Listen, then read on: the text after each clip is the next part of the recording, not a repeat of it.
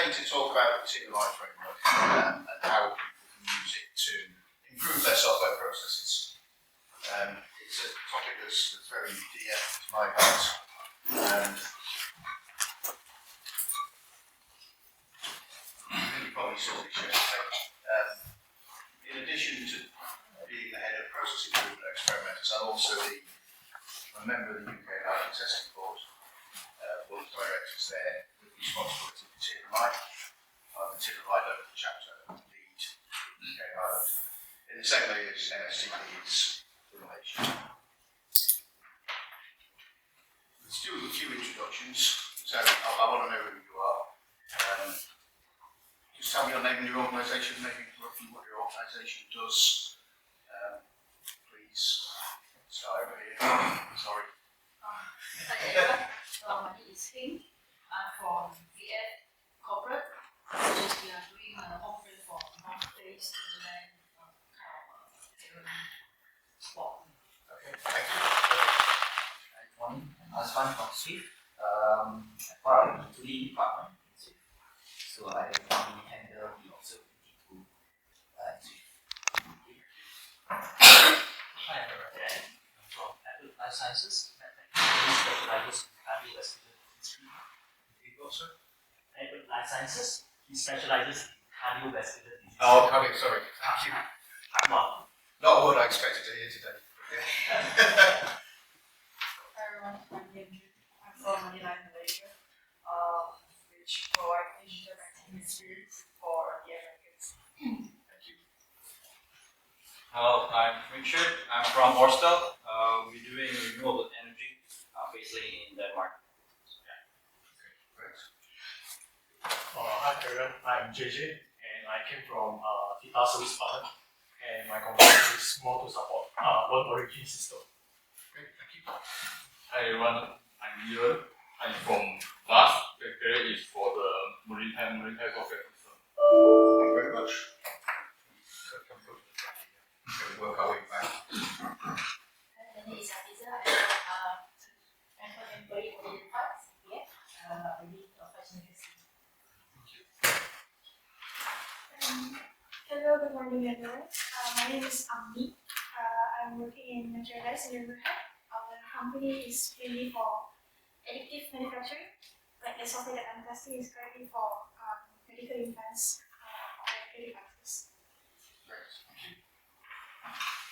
Hi, good morning and welcome to everyone. I'm Laila from Telecommunication. So I'm as the test processing for SQE. Like that. Yeah, okay. Yeah. I spoke to Carl Besh yesterday. He passes on his best regards. Yeah. Thank you. Everyone, I'm from France. Hi, good morning everyone. I'm Sandy. I'm from Telecommunication. I'm taking care of the software testing department. Hi, good morning all. My name is David. I'm from Execution Consultancy. I'm a test manager and we provide testing solutions. Thank you. Hi everyone.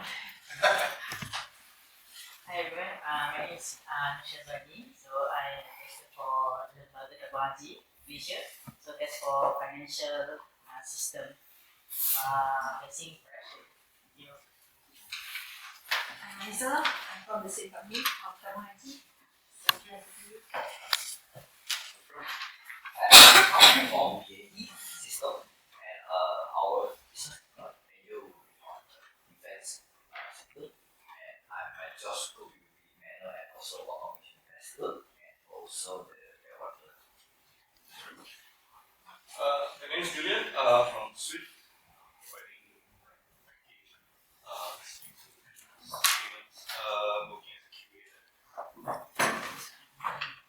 Hi, my name is Hidayat. I'm from an IT consultant. My company provides service like testing, sensitivity and security. Thank you. Hi, I'm Amira. I'm from Swift as well. Swift is here of the financial application to security. So, thank you. Debatable, but it has adapted to Agile. It is adapted to DevOps, etc. So I think it does do that. It certainly draws on the professional test expertise. I think everybody on the TMMi Foundation board, and they're all career testers. So it's not an academic solution. It's very much based in reality. Everybody on that board I know has been a test manager or head of testing or test engineer for an awfully long time. Covers all test-related activities, of course, and as I said yesterday, the answer to all the questions at the session at the end, it's applicable to all life cycles. It's used internationally, and I think the fact that I'm here proves that. I've done assessments in Mexico, Malaysia, France, Belgium, Spain, India, of course. And we do a lot of assessments in China, although we do them through partners. It's a common standard, and it supports all of the broadest industry models. So the TMMi Foundation is very much making sure that it fulfills all of those purposes. We spoke yesterday about a standard reference model, and we're looking at strengths and best practices. So when I do an assessment, we're not only looking to pick apart what people do and what they're doing it wrong.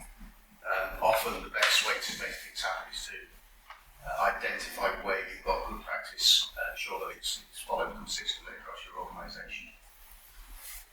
It should improve effectiveness and efficiency if done correctly.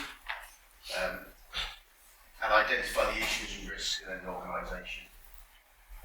We'll talk a lot more about this later, but identifying the programme and test process improvements is pretty important. TMMi shouldn't be seen as just a certification vehicle. It should be seen as a way of improving your processes. And certification is a nice to have at the end of that. And in fact, we work with a lot of organisations that never go for certification. And they don't need the piece of paper at the end. So they're quite happy just to improve their processes. And actually, we have over the years worked with some organisations who shall remain nameless, who really only wanted the certification and just as a marketing tool. And they're not great to work with. Well, the best teams to work with are the ones that just really want to make things better. It's in the public domain.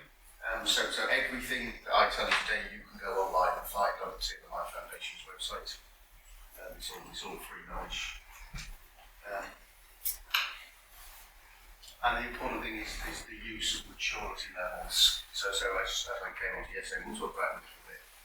There are 5 maturity levels in TMMi.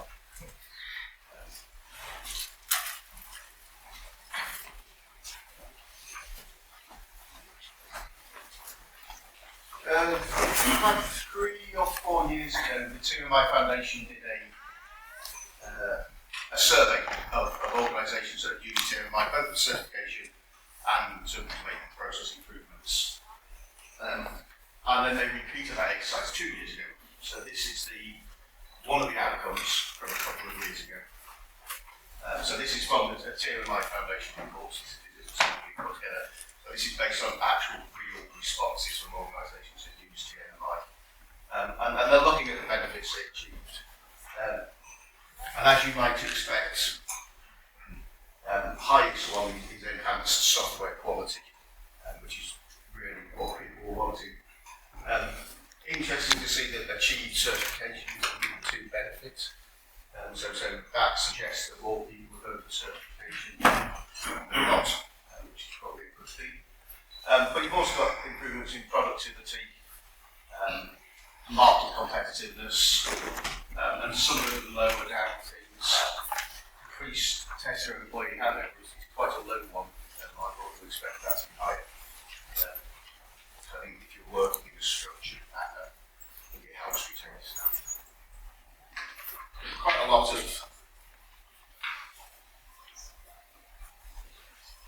when they group them, you get things like product quality and the highest compliance, so that harks back to the consistency element that we look for. obviously efficiency is improved, predictability, business alignment. And we'll see why things like business alignment are improved as we work through the process areas a bit more detail.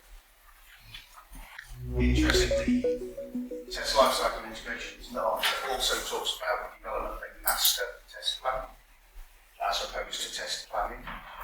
So master test plan is defined as a test plan which covers more than one test level. So you've got a test plan which covers system test, system integration test, or user acceptance test, for example. So that's a master test plan. You might have individual test plans for each level on their own, a higher level master test plan. That. Again, you might not call it a master test plan. It doesn't matter what you call it. Some people might call that a test strategy, sometimes. We're supposed to, people are supposedly use the ISTQB glossary to name things, but in our experience, people still call things anyway.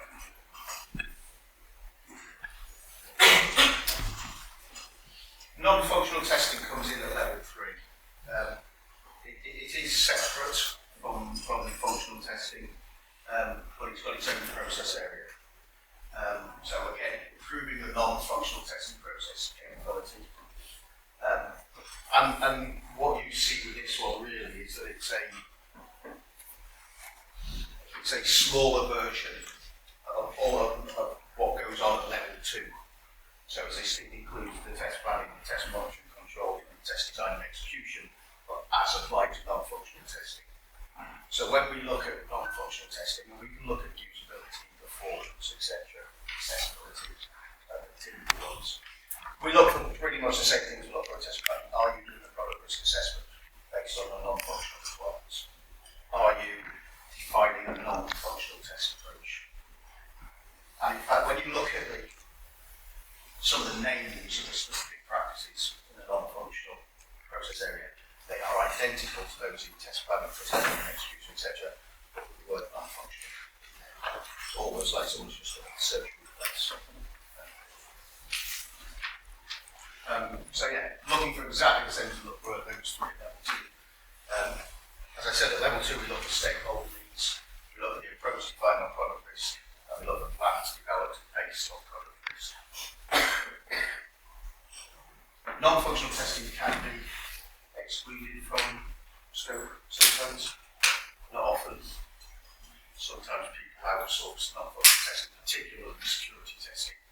We normally give it security testing as an example of non-functional testing. In reality, we don't often assess security testing because it's often outsourced to a specialist team.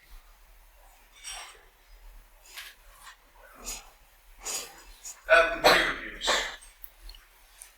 So this is your static testing or your review process. This is one of my favourite process areas. My first job as a consultant was writing a peer review process for a large government organisation based in the Midlands of the UK,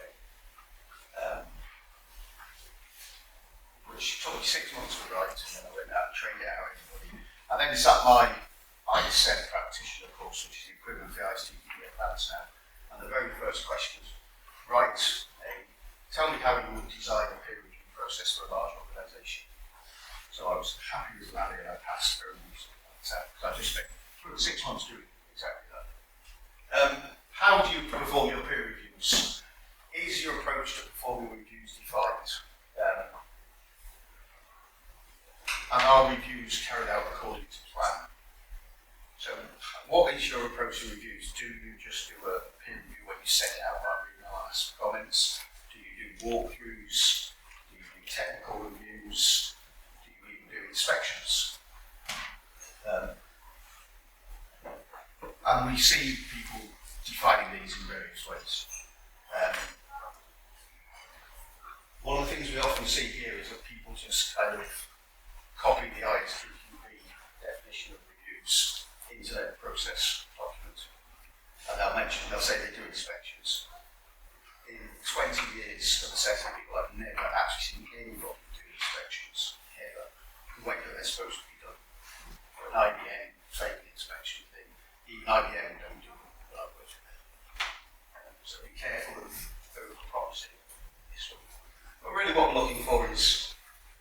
and some level of review of everything, and particularly there's one important one here, users review test basis documentation, one of the specific practices.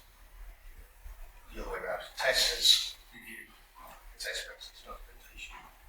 So the testers look at your requirements for the use cases that you use stories and say, yes, I can test against those.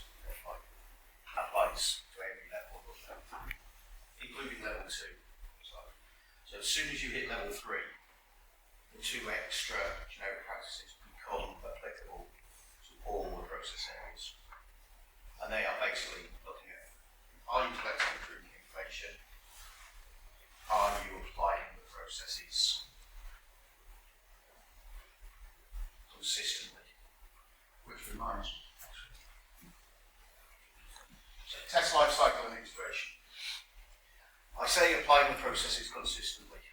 There's an important part of test lifecycle and integration, and that's tailoring guidelines. So TMMi is pragmatic enough to realise that yes, you have a set of standard test processes which should be followed by all people, but there will almost certainly in any organisation be circumstances whereby you will change those. And typically it's for things like emergency tests, small change requests, etc. But it can be other things as well. So it's the concept of having a set of guidelines for tailoring your processes is important. And what people tend to do is write down, we have our standard set of processes, but under these circumstances we can skip that step, etc., and that there should be a kind of process around that to make sure everyone signs off on that. So it doesn't become the Wild West, where you just do whatever you like, because you don't want to do that. It's got to be controlled in some way. So when I say we look for consistency,